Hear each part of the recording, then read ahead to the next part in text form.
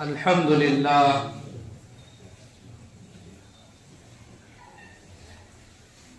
अल्हम्दुलिल्लाहि वकफ़ा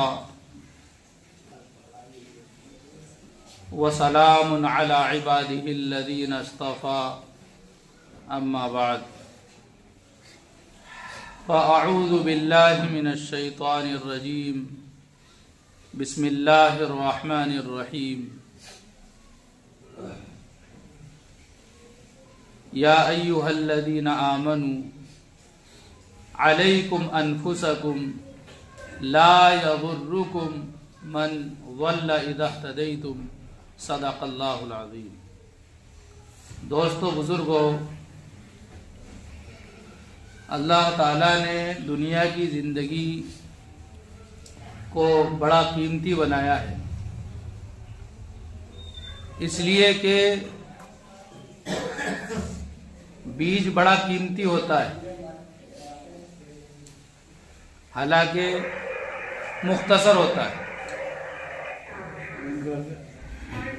अगर बीज को सही तरीके से ना बोया जाए तो फसल के बर्बाद होने का खतरा रहता है। अल्लाह के नबी सल्लल्लाहु अलैहि वसल्लम ने इस दुनिया की जिंदगी के बारे में फरमाया कि ये खेती है, ये दुनिया की जिंदगी खेती है, आखिरत की खेती है। जिस तरह यहाँ पर बोओगे उसी तरह वहां पर काटोगे। तो दोस्तों बुजुर्गों, हम देखते हैं कि किसान खेत में वो बीज डालता है, उस दाने को और उस गल्ले को बोता है जो सबसे ज्यादा कीमती होता है। सबसे ज्यादा कीमती दाने को जमीन में बोया जाता है, जबकि वो बोने वाला ये देख रहा होता है कि कीचड़ है। कीचड़ में अपने कीमती दानों को डाल देता है। क्यों? इसलिए कि उसको उम्मीद होती है कि इसी जमीन से अल्लाह ताला बेहतरीन दाने अता फरमाएगा, बेहतरीन गल्ला अता फरमाएगा। तो अपने कीमती बीज को कीचड़ में डालना आसान है, इसलिए कि उससे फायदा होते हुए दिखाई दे रहा है। उस वक्त तो कीचड़ है, इंसान ने तजर्बात से उस फायदे को देख लिया, तो अब उसका यकीन उस पर जम गया, मजबूत हो गया, तो अब उसके लिए आसान है। मिसाल के तौर पर एक वो इंसान, मान लीजिए कोई ताजिर है और किसी एक शोबे में वो तिजारत करता है, वो दूसरे शोबे में जाएगा तो डरेगा, लेकिन एक मर्तबा वो तजर्बा हासिल कर ले तो फिर उसका दिल खुल जाता है। तो इंसान ने दुनियावी चीजों पर और दुनिया के नक्शों पर मेहनत की तो इसका यकीन उसको हो गया और इस यकीन के तहत वो जीने लगा। और आखिरत की जो बातें थीं, आखिरत के जो तस्किरे थे, उनको धीरे धीरे वो भूलता चला गया। और आज आखिरत का तसव्वुर और आखिरत के तस्किरे और आखिरत की बातें गोया के अफसानों की तरह हो गई हैं, कहानी और किस्सों की तरह हो गई हैं कि एक इंसान सुन लेता है और थोड़ी देर के लिए उसको कुछ इधर उधर के ख्यालात आ जाते हैं और बस उसके बाद वो भूल जाता है। दोस्तों बुजुर्गों, आखिरत कहानी नहीं है, कोई किस्सा, कोई अफसाना नहीं है, एक हकीकत है, अटल हकीकत है। अल्लाह ताला ने पूरे कुरान में बार बार आखिरत की याद दिलाई है, बार बार आखिरत का सबक पढ़ाया है, आमाल की तरगीब दी, ईमान की दावत दी, वहदानियत को समझाया, या जिस एतबार से भी अहकामात को समझाए, फौरन अल्लाह ताला ने आखिरत को ताज़ा किया, आखिरत के सबक को दोहराया। और अल्लाह ताला अगर इंसान को कुछ ना बताता तो भी अल्लाह ताला ने इंसान को जो दिमाग अता फरमाया है, इस दिमाग के जरिए इंसान इतना तो समझ सकता था कि जब इंसान दुनिया में आया है और हर कोई हम देख रहे हैं कि वो मर भी रहा है, तो जरूर वो किसी मकसद के लिए आया है, किसी काम के तहत वो दुनिया में आया है, और आया नहीं है बल्कि भेजा गया है। तो मैं बता रहा था कि जब इंसान का यकीन किसी चीज से जुड़ जाता है तो उसके लिए काम करना वो आसान हो जाता है, और जब यकीन उसका कमजोर होता है, उस पर उसकी मेहनत नहीं होती, तो फिर उसके लिए उस अमल को अंजाम देना बड़ा मुश्किल होता है, बड़ा मुश्किल काम होता है। जैसा कि मैंने मिसाल जिक्र की, एक इंसान को कोई नया काम बताओ तो उसमें पैसे खर्च नहीं करेगा, इसलिए कि उसको उसका तजर्बा नहीं है। अगर उसको तजर्बा है या उसने उस लाइन में किसी को कमाते हुए फायदा उठाते हुए देखा है तो वो उस तरफ जाएगा। एकदम नया काम हो, उसने कभी देखा नहीं हो, उसके बारे में कभी सुना नहीं हो, तो वो उसमें हाथ नहीं डालेगा, उसमें अपना पैसा बर्बाद नहीं करेगा। तो इंसान को और इंसानों में किसान को जब ये यकीन हो गया और उसने देख लिया कि जमीन से थोड़ा गल्ला डालो तो ज्यादा बीज, ज्यादा फसल तैयार होती है, 1 क्विंटल के 10 क्विंटल किसान लेकर आता है, तो उस कीचड़ के अंदर वो अपने कीमती बीज को डालने लगा। तो मैं बता रहा था कि जमीन में हम उस दाने को डालते हैं, उस गल्ले को बोते हैं जो सबसे ज्यादा कीमती होता है। यहां तक कि हम अपने खाने के लिए थोड़ा हल्का दाना रख लेंगे, लेकिन बोने के लिए अच्छे से अच्छा दाना रखेंगे, जबकि हमें पता है कि कीचड़ में जाएगा, सड़ेगा, गलेगा और उसके बाद पौधा निकलेगा। तो इस पौधा निकलने की उम्मीद पर इंसान कीमती दाने को कीचड़ में डाल रहा है। अगर सड़ा हुआ दाना डाल दें, सड़ा हुआ अनाज डाल दें, तो फसल तैयार नहीं होगी, नहीं होगी ना, क्या हो जाएगी? नहीं होगी। तो अल्लाह ताला ने जिस तरह कहा कि दुनिया आखिरत की खेती है, इस तरह समझाया है एक इंसान को, एक इंसान की जबान में, कि देखो खेती करने के लिए आला दर्जे का बीज बोना पड़ेगा, और अगर तुम ये सोच लो कि खेत में जाकर सड़ना ही तो है इसको, इसलिए सड़ा हुआ ही बो दो, तो फसल तैयार नहीं होगी। ऐसे ही दोस्तों बुजुर्गों, ये दुनिया आखिरत की खेती है। मतलब ये है कि हम जिस तरह आमाल यहां पर करेंगे उसी तरह वहां पर काटेंगे।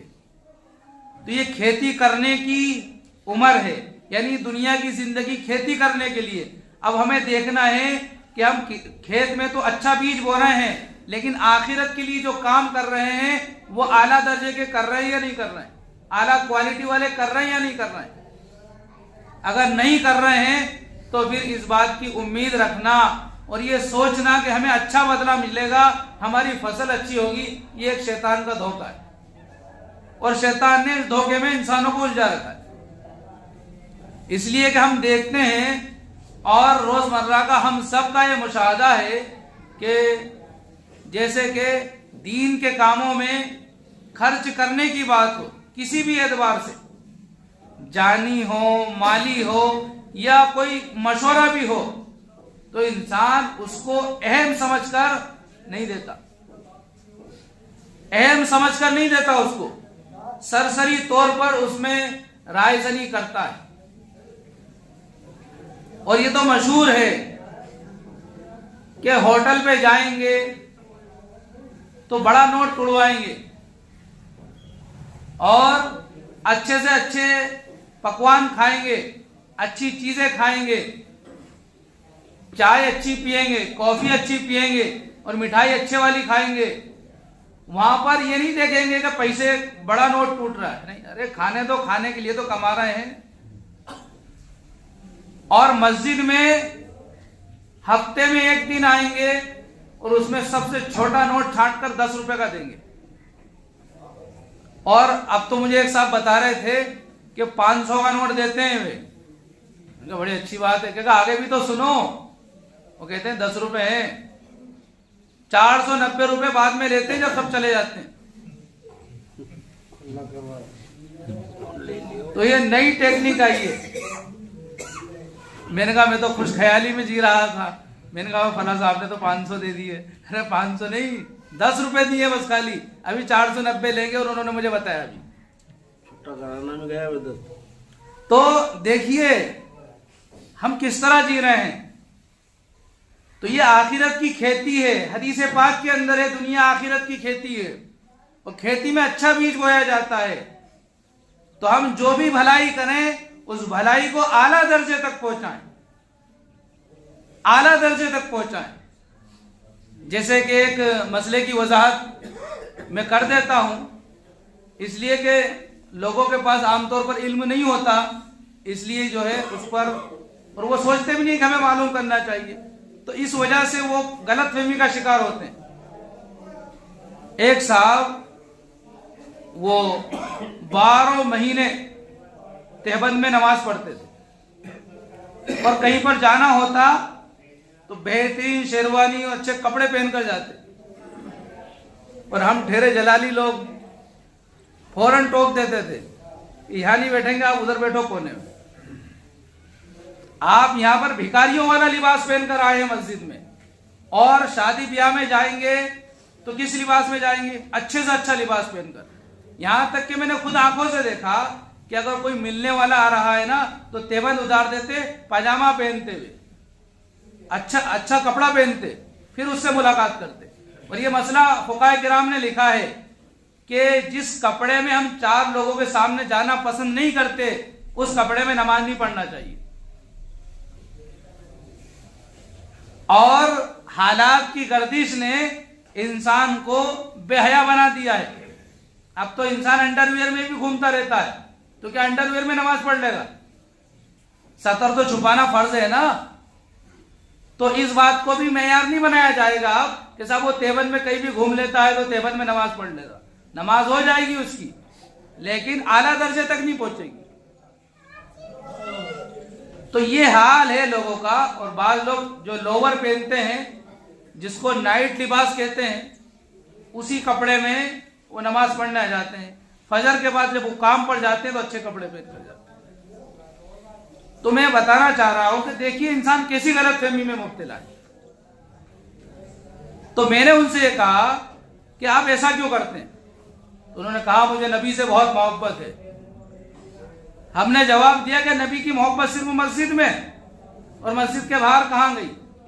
इसलिए मसला समझ लीजिए कि अगर किसी इंसान को वाकई नबी से मोहब्बत है और होना चाहिए, और नबी की मोहब्बत में कोई तहमंद बांध रहा है तो सुभान अल्लाह, बहुत अच्छी बात है। लेकिन तिजोरियों में, अलमारियों में अच्छे कपड़े भरे रखे हैं, बेहतरीन अच्छे लिबास रखे हुए हैं, जिनको पहनकर वो पूरी दुनिया में घूम रहा है, तो उसको ये सुन्नत का सवाब नहीं बल्कि सुन्नत का मजाक उड़ाने का उसको गुनाह मिलेगा। ऐसी कैसी मोहब्बत है नबी से कि सिर्फ वो मस्जिद में ही दिख रही है और बाहर नहीं दिख रही है, और सिर्फ नमाज में दिख रही है और बाकी दीगर कामों में नहीं दिख रही है। वजह यह है कि रात भर सोते हैं, उन्होंने कहा पजामा पहनेंगे इतनी देर में तो रकात निकल जाएगी, और अभी तो बैतुल खला भी जाना है, फ्रेश भी होना है, कौन कमरबंद खोलेगा और बांधेगा? उठा के बैठ जाएंगे और फिर नीचे कर लेंगे, सारे काम हो जाएंगे। इसलिए तेवन में काम चलाते रहो। ये सुस्ती और काहिली के नतीजे में हम जो है पैजामा पहनकर नहीं आते। ऐसे ही एक जमात में एक साहब से मुलाकात हुई तो कहने लगे कि साहब मैं तो उबली हुई दाल ही खाऊंगा और मैं टाट के बिस्तर पर ही सोऊंगा। तो हमने आंखों से देखा टाट का बिस्तर था उनके पास, आधे को बिछाते थे आधे को ओढ़ते थे, और उबली हुई दाल उनके लिए बनाना पड़ती थी। जब हमने उनके बारे में तहकीक की तो पता चला बहुत बड़ा गैरेज है उनका और लाखों की आमदनी उनकी, बड़ा लंबा चौड़ा बिजनेस है। तो मैंने कहा ये कोई सुन्नत का सवाब थोड़ी मिलेगा तुम्हें। इस तरह से करना ये शरीयत की मतलब मिजाज के बिल्कुल खिलाफ है। एक इंसान फटे पुराने कपड़े पहन के घूम रहा है, उबली सुबली दाल खा रहा है और कह रहा साहब मैं तो नबी से मोहब्बत में कर रहा हूं, मैं तो जो है फटे कपड़े जो पहन के घूम रहा हूं, ये नबी की मोहब्बत में घूम रहा हूं। तो ये उस वक्त है कि जब आप अपने पास जो आमदनी आ रही है उसको खूब खर्चा करो, खूब खर्चा करो, अल्लाह की मखलूक को फायदा पहुंचाओ, फिर आप उबली दाल खाओ, आपको बहुत सवाब मिलेगा। फटे कपड़े पहन के घूमो, आपको सवाब मिलेगा। आप फटे कपड़े पहन के घूम रहे हैं और उबली सुबली दाल खा रहे हैं और खूब पैसा जोड़ रहे हैं और आप कह रहे हैं मैं नबी की सुन्नत पर अमल कर रहा हूं, ये सुन्नत का मजाक उड़ा रहे हैं आप। एक इंसान, नबी की जिंदगी देखो आप, अल्लाह ताला ने फरमाया ववजदका ज़ाल्लन फहदा, और इसी सूरत में वद्दुहा वल्लैलि इज़ा सजा मा वद्दअका रब्बुका वमा क़ला वलल आखिरतु खैरुल लका मिनल ऊला वला सौफा युअतीका रब्बुका फतरदा अलम यजिदका यतीमन फआवा ववजदका ज़ाल्लन फहदा ववजदका आइलन फअगना। ये समझाना चाह रहे हैं आप, ववजदका आइलन, और हमने पाया आपको इस हाल में कि आप तंगदस्त थे, हमने आपको मालदार बना दिया। तो नबी सल्लल्लाहु अलैहि वसल्लम मालदार थे और मालदार ऐसे थे कि हजरत खदीजा रजी अल्लाह ताला अन्हा से निकाह हुआ और अल्लाह ने आपको जो है मालदारों में आपका शुमार कर दिया। लेकिन कैसे मालदार थे आप? आपने सुना है कि पेट पर पत्थर बंधे हुए हैं, घर में चूल्हा नहीं जल रहा है और खाने के लिए कुछ है नहीं, तो फिर ये कैसी मालदारी है? अल्लाह तो कुरान में बयान कर रहा है हमने आपको मालदार बना दिया।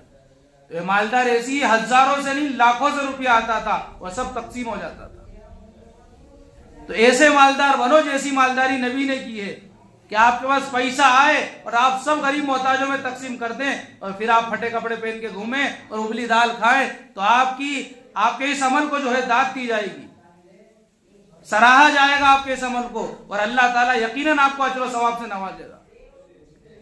लेकिन आज लोगों ने जो है पैसा जोड़ने की वजह से वो कह रहे हम तो उबली दाल खा रहे हैं।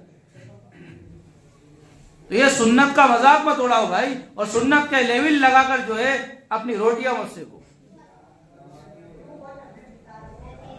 ये है उसका मतलब कि जितना आए सब आप खर्च कर दें और फिर आप तंगदस्ती की जिंदगी गुजारें, और फिर इस तंगदस्ती की जिंदगी गुजारने पर आप गिले शिकवे ना करें, गिले शिकवे ना करें। जैसा कि मेरे वो साहब का वाकया मुझे आ ही जाता है इस मौजू पर।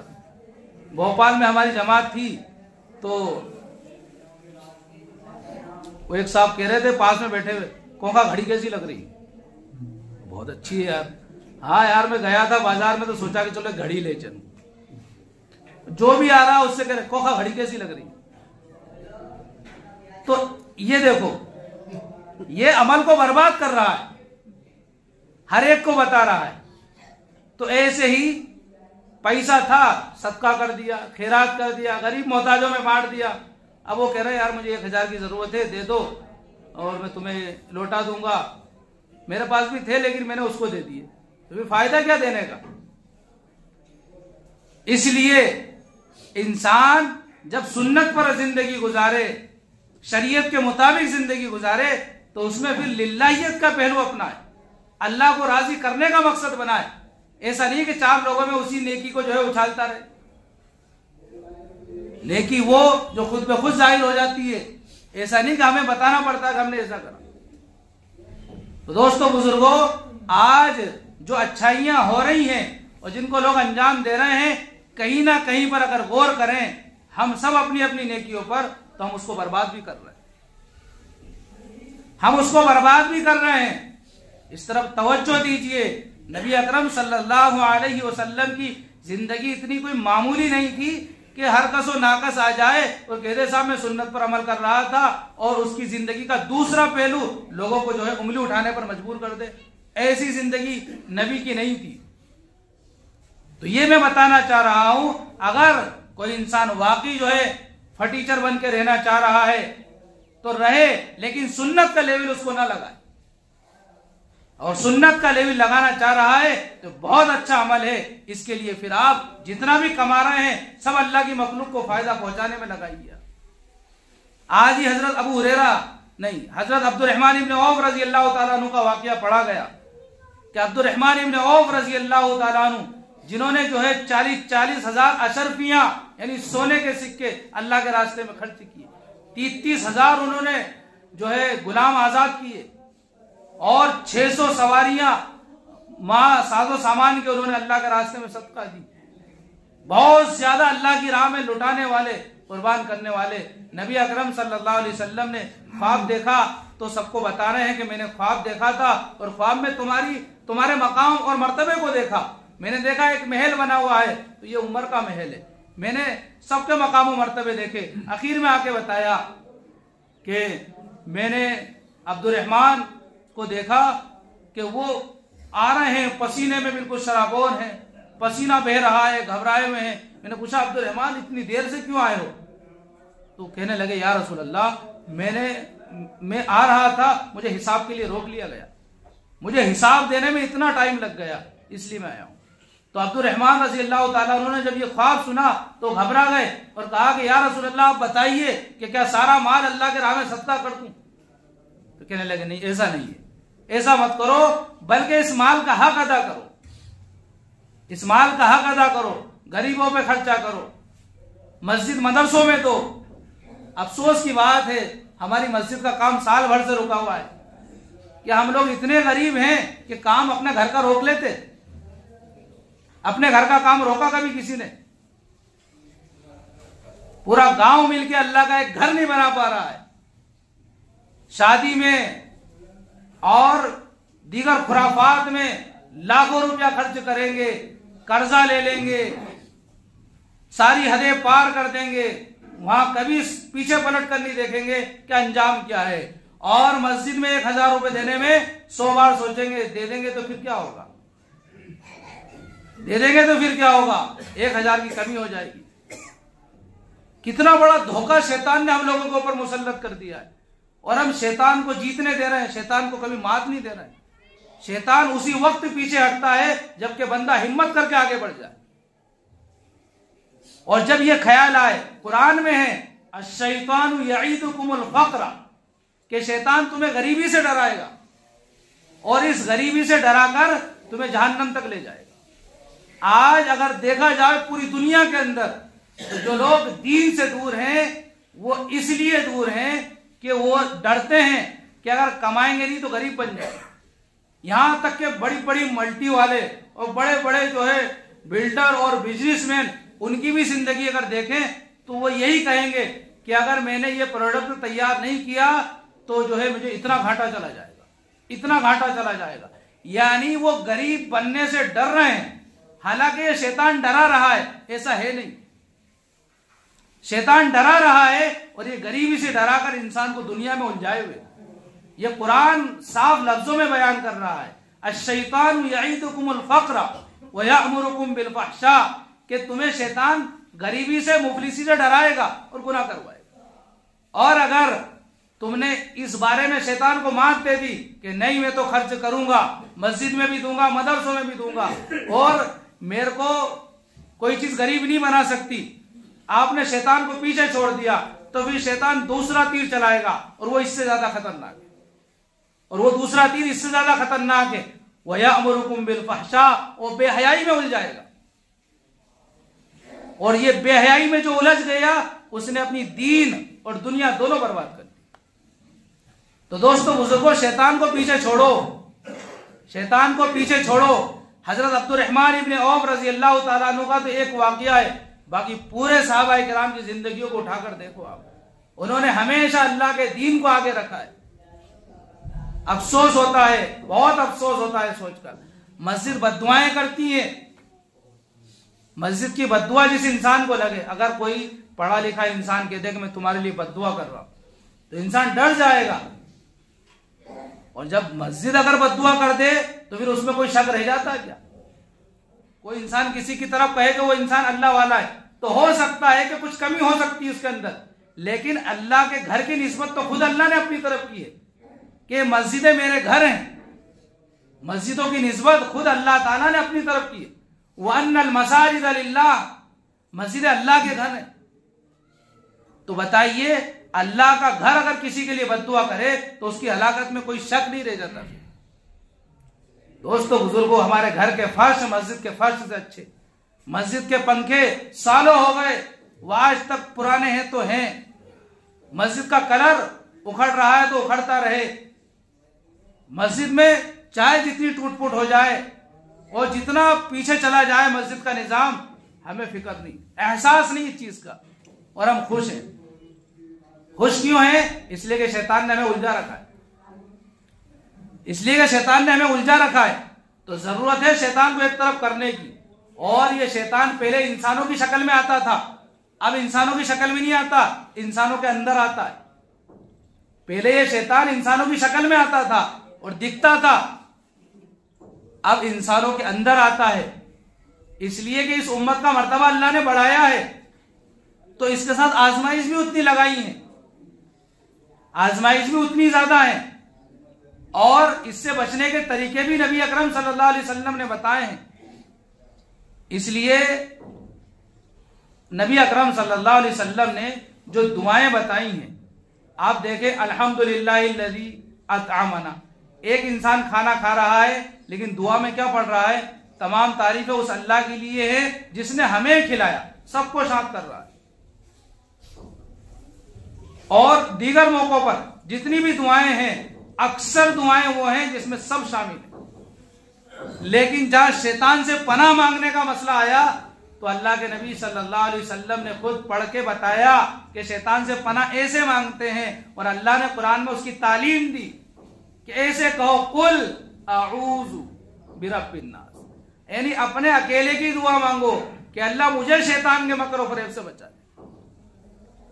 क्यों? सारी दुआओं में सबको शामिल कर लिया, इसलिए कि हम किसी के लिए मांग रहे हैं, हमारे मांगने से दूसरों का भी भला हो जाएगा। लेकिन जहां तक शैतान से बचने का मामला है तो हमें खुद शैतान का मुकाबला करना पड़ेगा, हमें खुद अल्लाह ताला से गुजारिश करना पड़ेगी कि अल्लाह शैतान के मकर और फरेब से बचा, अऊज़ु बिल्लाहि मिनश शैतानिर रजीम।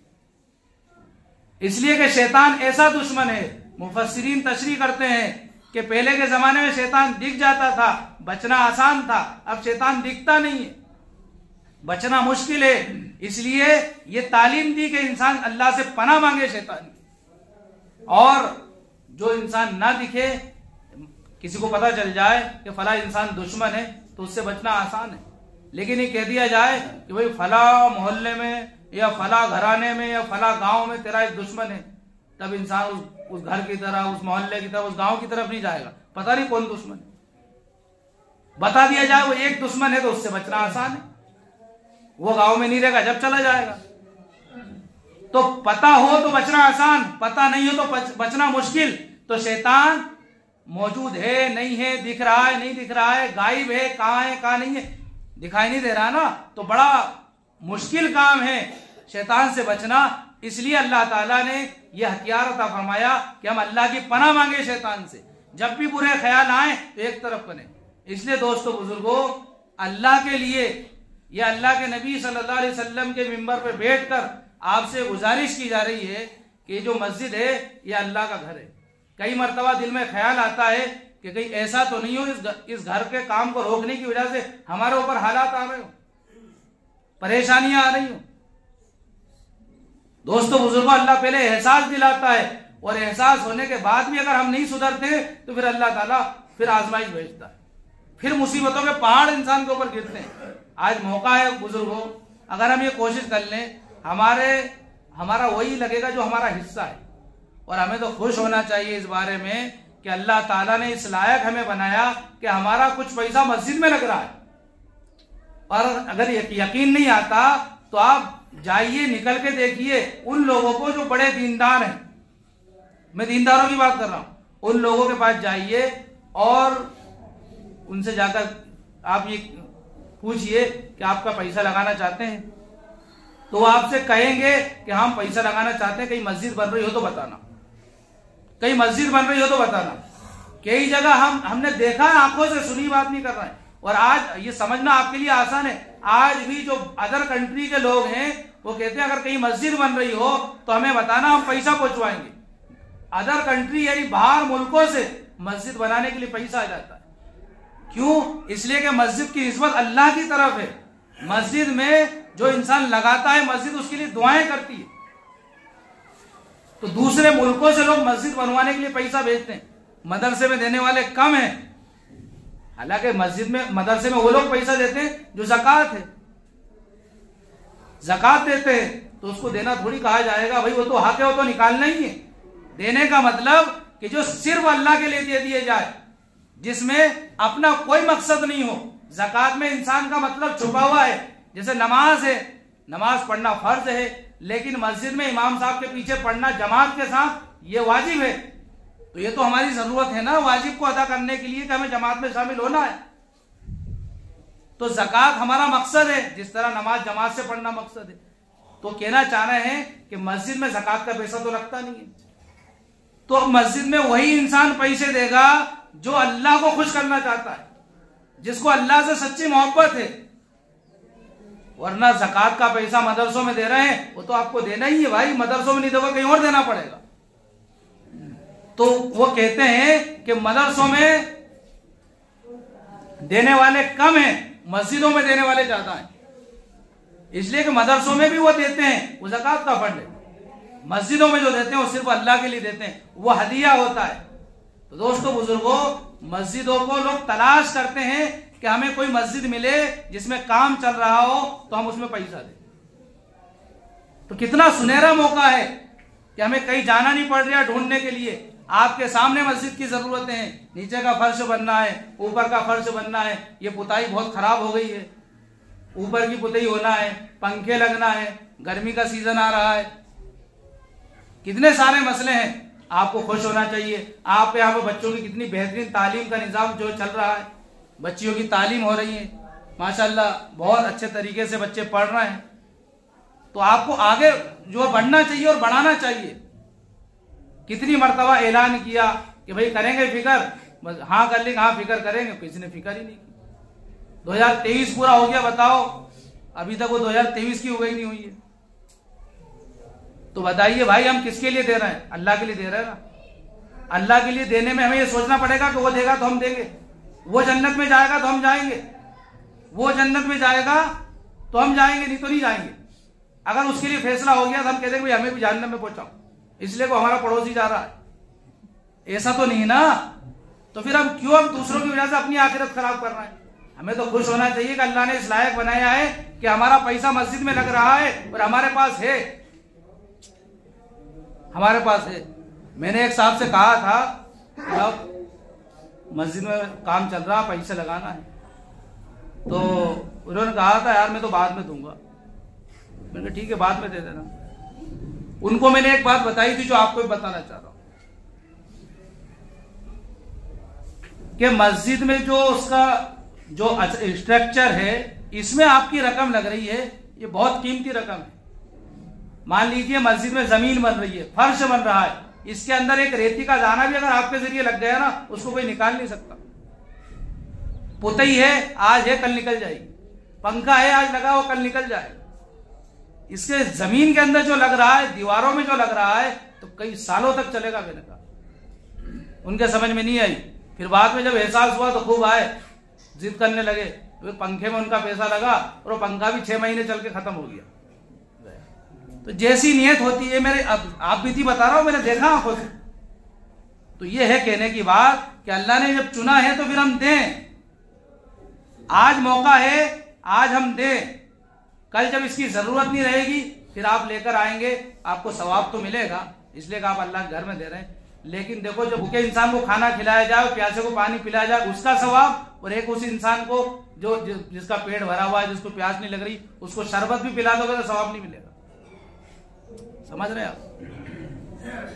एक वाकया सुना दूं, उसके बाद बात खत्म कर देता हूं कि एक बादशाह जो है सफर करते हुए शिकार में जंगल में निकल गया और वो जो है बहुत प्यासा हुआ, और प्यास में इतनी शिद्दत कि वो दूर तक निकल गया पानी की तलाश में। एक खेमा देखा तो उसने कहा कि बादशाह सलामत, पानी तो दे दूंगा आपको, लेकिन पहले एक सवाल करना चाहता हूं, गुस्ताखी माफ कीजिए, कि अगर इस वक्त, इसलिए कि आपको बहुत ज्यादा प्यास लग रही है, इस वक्त तो कोई अगर आपसे कहे कि एक गिलास पानी आपको जब दिया जाएगा जबकि आप अपनी आधी हुकूमत मेरे नाम कर दो, तो आप क्या कहेंगे? तो उस बादशाह ने कहा कि प्यास इतनी जोर की लग रही है कि मैं पूरी भी नाम कर सकता हूँ, पूरी हुकूमत भी नाम कर सकता हूँ। कहा ठीक है, पानी पी लीजिए। नहीं, दूसरा सवाल किया, अगर पानी पी लिया पेशाब नहीं निकल रहा हो और कोई आपसे कहे कि आप आधी हुकूमत फिर नाम करो जब जाके पेशाब निकलने का रास्ता बनाएंगे, तो आप क्या करेंगे? क्या क्या मैं आधी हुकूमत भी उसके नाम कर दूं? तो उस वजीर ने बताया कि देखो, आपकी हुकूमत सिर्फ एक गिलास पानी के बराबर है, एक गिलास पानी के बराबर है कि जिसको पीने में और निकालने में लग गई। तो यह है दुनिया की जिंदगी के उसमें बताना चाह रहा हूं कि उस पानी पीने की जो कदर कीमत है कि आधी हुकूमत नाम कर रहा है, इसलिए कि प्यासा है, पी लिया, पेशाब करना है तो उसको निकालने के लिए, इसलिए कि जरूरत है, मुसीबत में, उसको निकालने के लिए आधी हुकूमत। तो अल्लाह ताला ने हमें कितना खुशहाल रखा है। आज मस्जिद में जरूरत है, ये समझ लीजिए कि मस्जिद प्यासी है और अभी पानी पी के बैठे। आज अगर देंगे तो इसका जो अजर व सवाब होगा उसका मुकाबला आपकी दूसरी नेकियां नहीं कर सकेंगे। तो वक्त पर दें, करेंगे कोशिश इंशाअल्लाह।